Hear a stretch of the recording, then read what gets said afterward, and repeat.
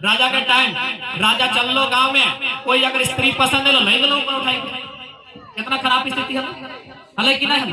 तो यदि रूल नहीं रहता है, यदि मनमानी में कंट्रोल नहीं रहता है, तो आज भी वैसा भय सकता है। तो सही खातिर रूल्स बनला है कि राजा रहे या रंक रहे, राष्ट्रपति रहे चाहे सड़कपति रहे, दोनों इक्वल है। बहुत संविधान कि आप मनमानी नहीं कर सकते।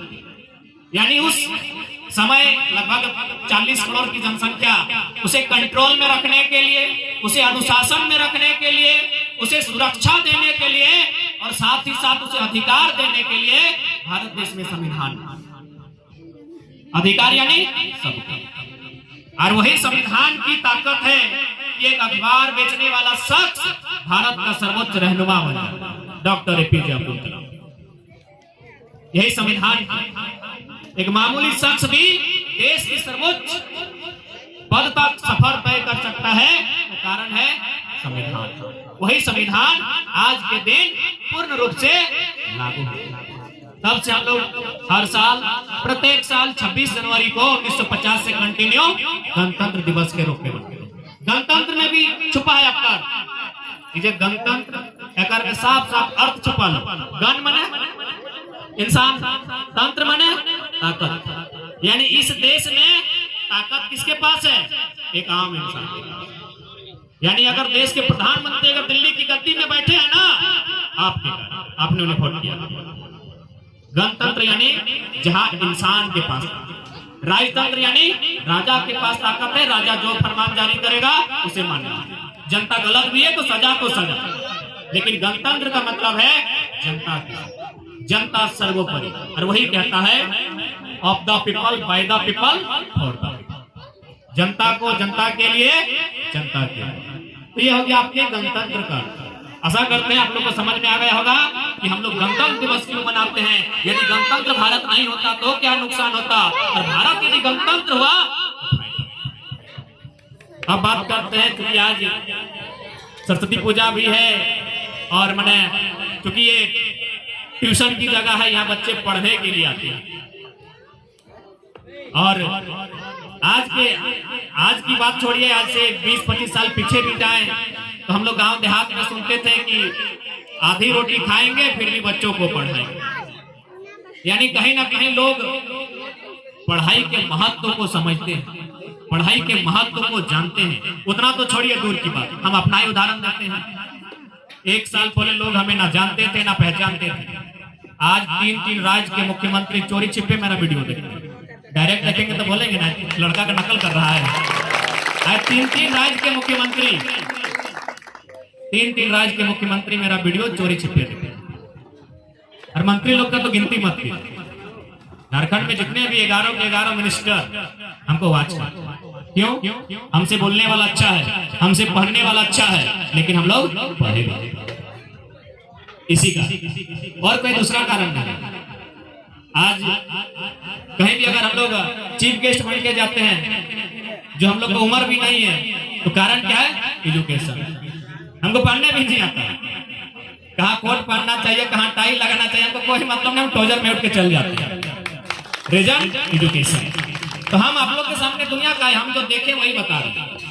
आज अगर लोग हमें सुनते हैं, आज लोग अगर हमें स्थान देते हैं, मान देते हैं, सम्मान देते हैं, तो कारण है एजुकेशन। इसलिए प्यारे बच्चों, आप भी जिस अवस्था में हैं कोशिश कीजिए अपने आप को बेहतर यदि बनाना है तो आपको एजुकेशन, पढ़ाई लिखाई में अव्वल आना होगा, और थोड़ा सा उसे अपने जीवन में भी उतारना होगा। क्योंकि आप जीवन के इस पड़ाव में हैं जहां आप जो चीज चाहे कर सकते हैं। आपने नेपोलियन बोनापार्ट का नाम सुना है? सबने सुना ना नेपोलियन बोनापार्ट। हम उनके जीवन की एक घटना सुना रहे हैं, हम भी कहीं सुने थे, वो शायद किताब में नहीं मिलता है। हमने किसी इसी तरह एक खेल के मैदान में जो मुख्य अतिथि बन गया है तो उन्होंने सुनाया।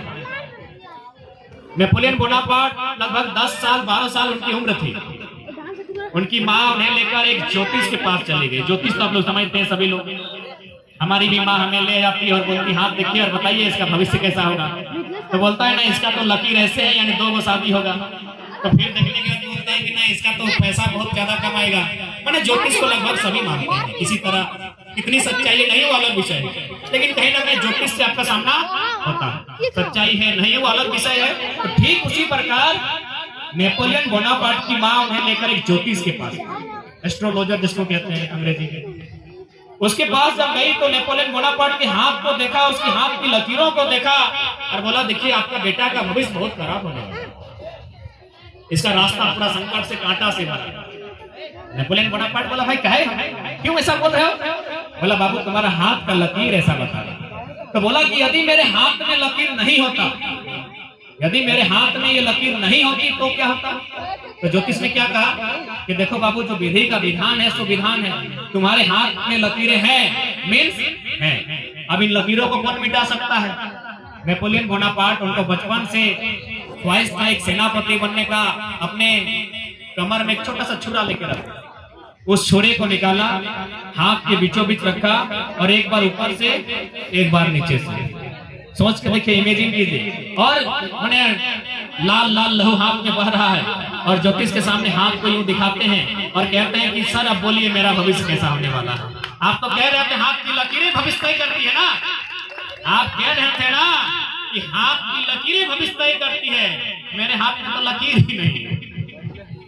तो उस ज्योतिष ने कहा जिस नौजवान में इतना जिद, इतना साहस है, वो विधि के विधान को भी टाल सकता है।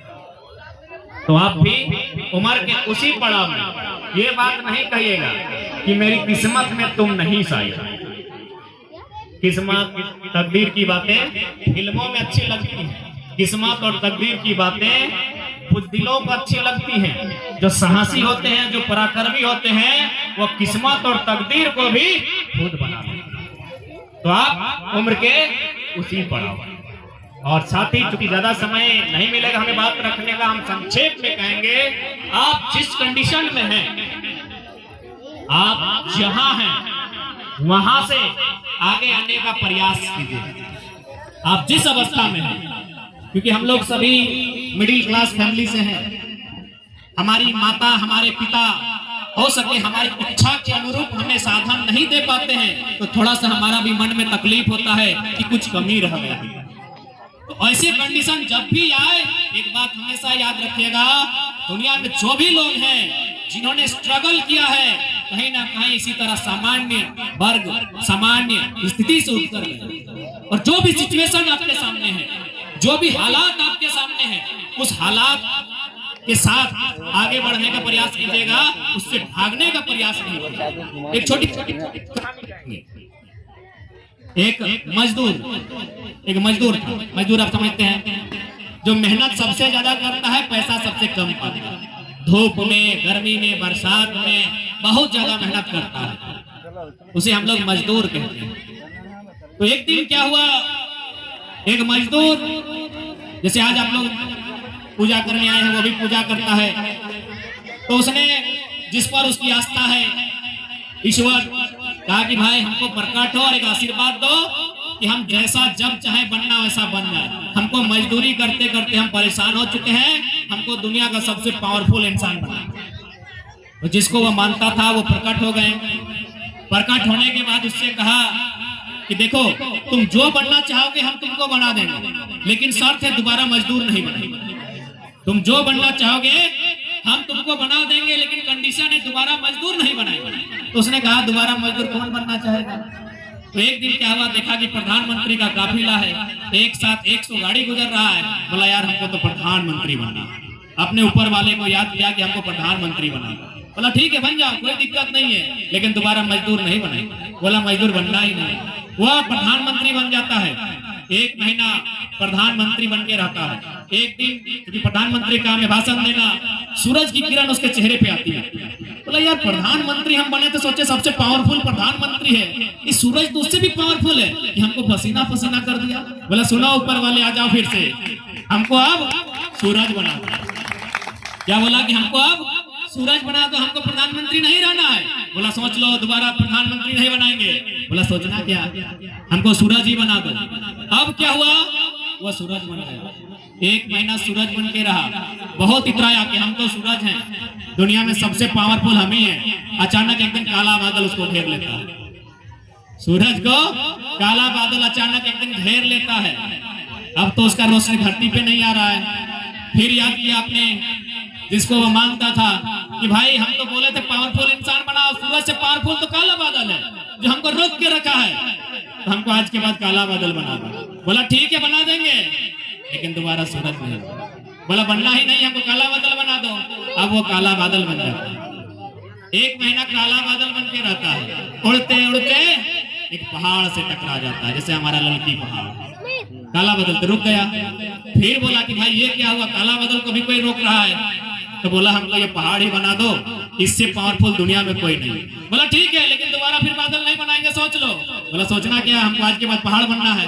अब वो पहाड़ बन रहा है, 1 महीना पहाड़ बन गया। अचानक उसकी नींद खुली, उसने देखा कि कोई उसे पीट रहा, आवाज कर रहा, ठाप ठाप ठाप ठाप आवाज कर रहा। उठा, बोला यार हमको कोई पीट रहा है, हमको वही बना दो जो हमको पीट रहा है।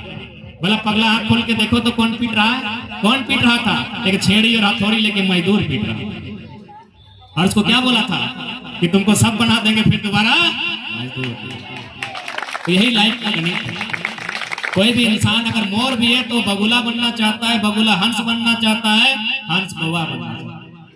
जो लोग अपने अपने कैरेक्टर से, अपने अपने पोजीशन से, अपने अपने सिचुएशन से अगर सेटिस्फाइड कर ले और वहां से आगे बढ़ने का प्रयास करे तो बहुत अच्छा है। इसलिए आप जहां हैं, जिस परिवार से संबंध रखते हैं, आपके लिए जो भी साधन संसाधन जुटाए जाते हैं, उसी के साथ आगे बढ़ने का अवसर तलाश, क्योंकि बाकी दुनिया में कोई भी अपने आप से सेटिस्फाइड नहीं है। हर कोई चाहता है हम उसके जैसा बने और वो चाहता है हम उसके जैसा। जाते जाते एक छोटी सी कहानी फिर सुना। एक बहुत बड़े साधु थे, उनके यहाँ सब कोई जाता था अपनी तकलीफों को बताने के लिए कि भाई हमको तकलीफ है, और साधु का कंडीशन था कि एकदम तुम्हारा तकलीफ हम दूर कर देंगे, जो भी तकलीफ है तुम बताओ, तुम्हारी तकलीफ को हम चुटकियों में दूर कर देंगे।